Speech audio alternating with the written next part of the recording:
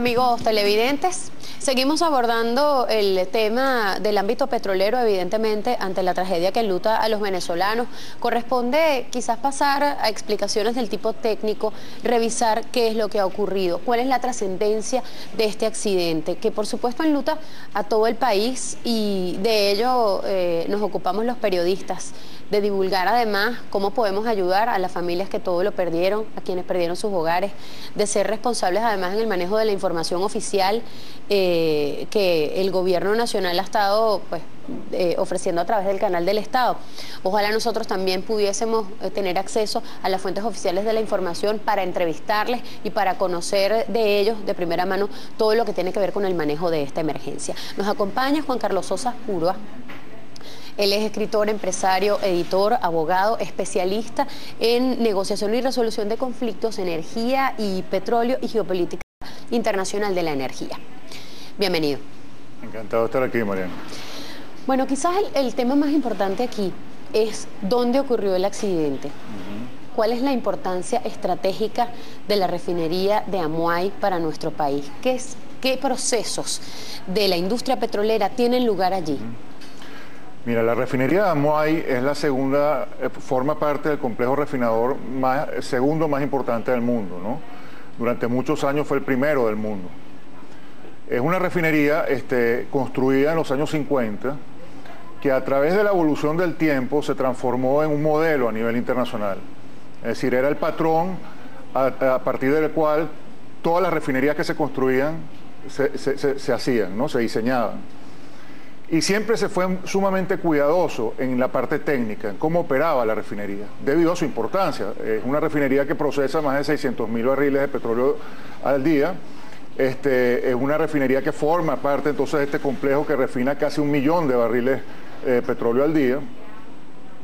Y entonces, obviamente, es sumamente importante, no solamente para suministrar gasolina al mercado interno, sino también para, bueno, fabricar una serie de productos derivados que son muy importantes para la industria y no solamente la industria petrolera, sino la industria en general, ¿no? Entonces, bueno, el hecho de que haya una explosión de la magnitud de la que hubo ayer es sumamente grave y sumamente preocupante. Es grave y preocupante porque denota una falta de mantenimiento que se viene además de alguna forma señalando desde hace mucho tiempo por parte de los mismos trabajadores petroleros. O sea, los mismos trabajadores, los mismos obreros que laboran en esas instalaciones tienen mucho tiempo exigiendo que se comiencen a cumplir, digamos, todos los patrones de seguridad y de protección de las instalaciones. Pero, ¿qué es lo que pasa? Que hay una serie de problemas estructurales que son muy difíciles de resolver y que son los que están causando el problema. ¿Cuáles son esos problemas estructurales? Bueno, el problema de suministro de bienes y servicios a la refinería, es decir, de tecnología moderna. Hay muchísimas fallas con el suministro de esa tecnología, bien sea por fallas en la importación, problemas en los puertos, o simplemente porque los proveedores, digamos, tienen créditos contra PDVSA que no han sido cancelados.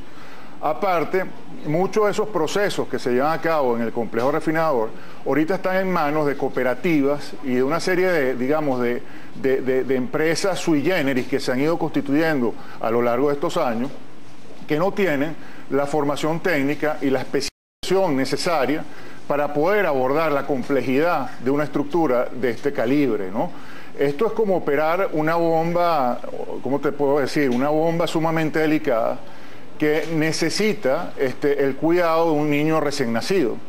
Es decir, tú tienes que de verdad cuidar hasta el más mínimo detalle para que la refinería funcione. Resulta que desde hace años la refinería está teniendo caídas que son totalmente injustificables, paradas que son injustificables. De repente tiene fugas que son obviamente producto de la falta de mantenimiento y se señalan y sin embargo no se toman los paliativos necesarios. Entonces lo que pasó ayer desafortunadamente es una crónica de una muerte anunciada, es decir, eso se sabía que iba a terminar pasando en un país donde obviamente cada vez aparentemente hay menos recursos para mantener toda la infraestructura nacional, no solamente desde el punto de vista petrolero, sino en cualquier aspecto del país que uno señale. Hay problemas graves de mantenimiento, hay problemas graves de soporte de la infraestructura. No se está para nada incentivando creatividad y modernización de esa infraestructura y de los distintos procesos. Entonces, bueno, estas cosas pasan no como producto de un accidente, porque un accidente al final del día es algo que nadie podía prever, es algo que sucede de repente y bueno, y agarra a todo el mundo desprevenido. Lo que pasó ayer se viene previendo, es decir, durante muchos meses se ha venido señalando que va a pasar algo en la refinería si no se toman las medidas.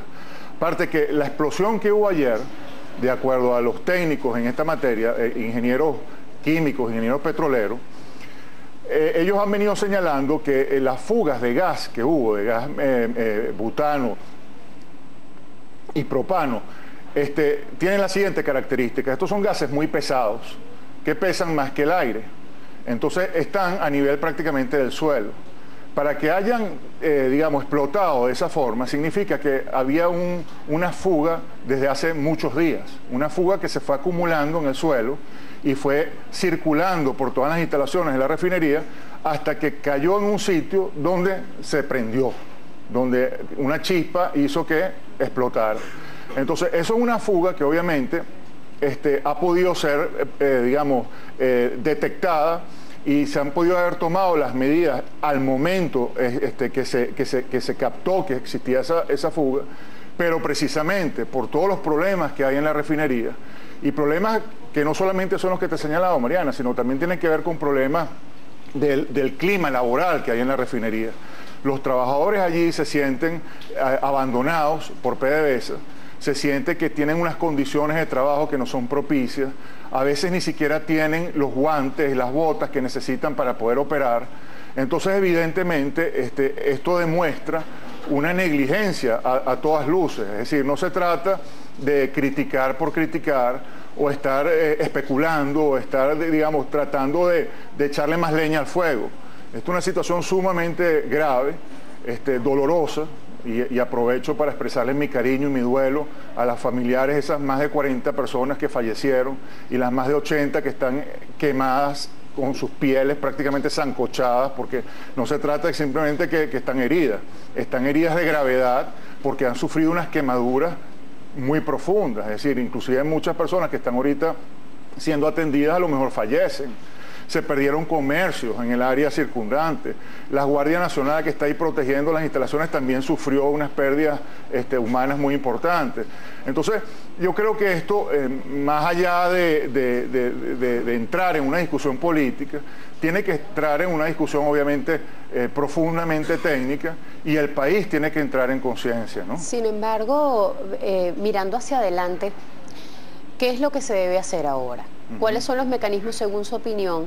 El gobierno ha activado una contingencia, quisiera saber su opinión acerca de esta contingencia. ¿Y qué es lo que sigue? ¿Qué es lo que se debe hacer?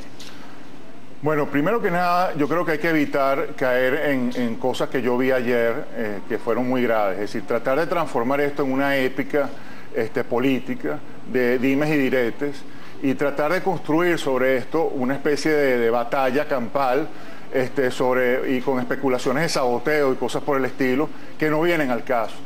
Yo creo que aquí de verdad lo que hay que hacer es abordar esto de una manera muy profesional y técnica.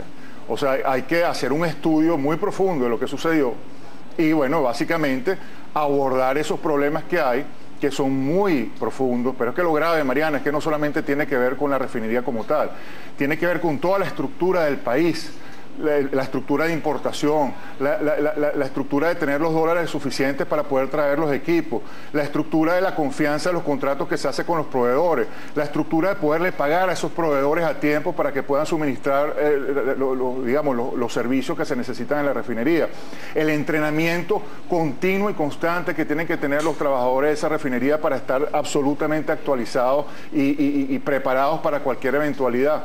Todas estas cosas implican un nivel de inversión y un nivel de comprensión de cómo funciona el negocio que yo no veo por ninguna parte, Mariana. O sea, yo de verdad, cuando ayer veía las declaraciones del ministro y las declaraciones del gerente de la refinería, en donde ellos decían que en 2 días la refinería iba a estar funcionando otra vez, donde el gerente general prácticamente decía que había sido un fueguito localizado en 2 tanques, pero que ya estaba totalmente controlado. Eso denota una gran, digamos, falla en la comprensión de la complejidad del problema.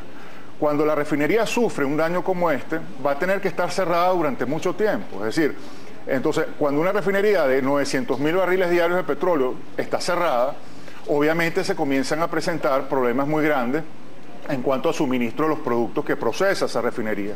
Entonces ahí sí es muy necesario que se tomen planes de contingencia para evitar que hayan recortes de gasolina en el mercado interno.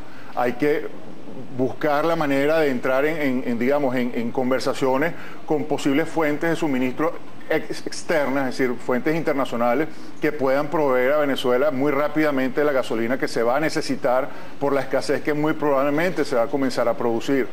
Ya antes de que sucediera esta explosión, estamos teniendo problemas con el procesamiento de petróleo para producir gasolina. De hecho, PDVSA tiene ya muchos años importando gasolina para poder abastecer el consumo interno, que no solamente se va en Venezuela, sino también hay un porcentaje muy importante de esa gasolina que circula en el territorio nacional que se va de contrabando a Colombia. Entonces, estos son problemas graves, o sea, problemas graves que se vienen presentando hace muchos años y que simplemente están ahora mostrando su cara más fea, pero es el producto, es la consecuencia de muchos años de no hacer las cosas que se tienen que hacer apropiadamente, ¿no? Nosotros hemos estado conversando con nuestros expertos aquí en el estudio, siempre a la espera de que se produzcan los anuncios oficiales. Es decir, hasta este momento, ayer escuchábamos al ministro decir que el abastecimiento está garantizado, que la parada programada en la refinería era por algunos días. Evidentemente, pues estamos en un estadio en el que habrá que entonces escuchar continuamente lo que dice el gobierno para saber realmente cuál es el manejo que se le está dando a esto. Sin embargo, pues nos interesa conocer lo que dicen los expertos en el tema, cuál es su opinión, cuál es su criterio para juzgar cómo se ha abordado todo esto. Nosotros vamos a seguir esta conversación un poco más adelante y además les vamos a ofrecer algunos aportes que han hecho nuestros enviados especiales a la zona en Falcón, que están recorriendo las áreas afectadas y que también se están ocupando de recibir el reporte directo de los hospitales donde se está atendiendo a todas estas personas que resultaron afectadas, incluidos nuestros compañeros en el estado Zulia, que siguen de cerca el parte médico de las cerca de 7 personas que ingresaron a la unidad de quemados del Hospital Coromoto de Maracaibo. Eso al regreso. Vamos a hacer una pausa.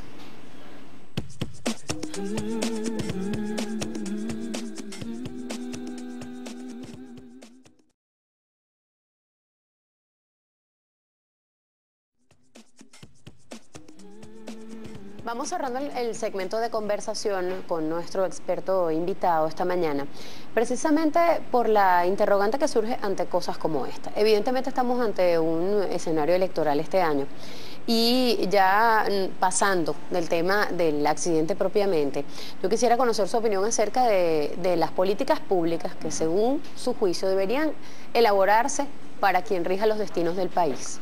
Mariana, Venezuela... En materia petrolera, perdón. Venezuela tiene el potencial energético quizás más atractivo del mundo entero. Nosotros deberíamos promover una apertura petrolera inmensa que invitase pues, a las empresas del mundo entero a venir a Venezuela a invertir, a sacar más petróleo, aumentar la producción lo más rápidamente posible y conquistar mercados. Una de las cosas más importantes en el negocio petrolero es cautivar los mercados internacionales y tener entonces lugares seguros donde colocar los productos. El gobierno dice que eso es entrega de la soberanía. Todo lo contrario, eso es asegurar la soberanía precisamente porque uno no está dependiendo de terceros, sino que toda la infraestructura de la A a la Z es de nosotros. Entonces permite controlar todos los procesos y por lo tanto nos da mucho más fuerza y mucho más poder a nivel mundial como potencia energética. Es muy importante entonces quitarse de la mente que hay que producir cada vez menos para que el precio del petróleo esté lo más alto posible. Mientras más produces, más demanda de bienes y servicios generas en el mercado interno, más crece la economía, no solamente petrolera, sino no petrolera, y por supuesto termina generando mucho más dividendos, no solamente porque vendes más petróleo a nivel internacional, sino porque todas esas empresas que tú reactivas gracias a la demanda de bienes y servicios que estás produciendo, bueno, son empresas que generan mucho empleo, son empresas que pagan impuestos que ahorita no existen, estarían pagando impuestos al Estado, y entonces al final la cesta sería muchísimo más rica, muchísimo más nutrida de posibilidades de abastecer las necesidades sociales, las necesidades tan graves que tiene Venezuela. Entonces yo lo que haría sencillamente sería una inversión completa en la política petrolera, que viene sistemáticamente reduciendo la capacidad de producción del país, que viene sistemáticamente reduciendo la capacidad de procesamiento de productos del país y por supuesto los mercados internacionales. Todas esas cosas tienen que corregirse. Obviamente, todo parte de la confianza. Hay que generar confianza a nivel internacional, hay que respetar el Estado de Derecho, hay que respetar el cumplimiento de los contratos. Todas estas cosas son fundamentales, porque de nada te sirve tener las mayores reservas petroleras del mundo, el mayor potencial, si pecas en estos puntos que son fundamentales. Como decía Francis Fukuyama, para que los negocios funcionen, lo principal es la confianza. Entonces nosotros tenemos que generar a nivel internacional confianza con todas las personas que hagan negocios y que se relacionen con Venezuela, de que somos un país serio, que somos un país que cumple con sus obligaciones y que somos un país que efectivamente está caminando hacia el progreso, ¿no? Nosotros tenemos un aporte que ayer, data pues de ayer, del recorrido que realizaron nuestros compañeros en el estado Falcón.